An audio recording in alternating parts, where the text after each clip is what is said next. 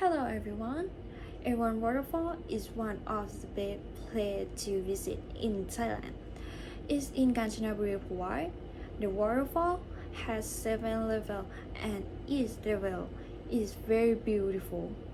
The water is clear and blue and people can swim in some area. Visitors can walk, take photos, and enjoy nature. The place is quiet and relaxed, so it's good for resting. Many tourists like to visit Erawan Waterfall with family or friends.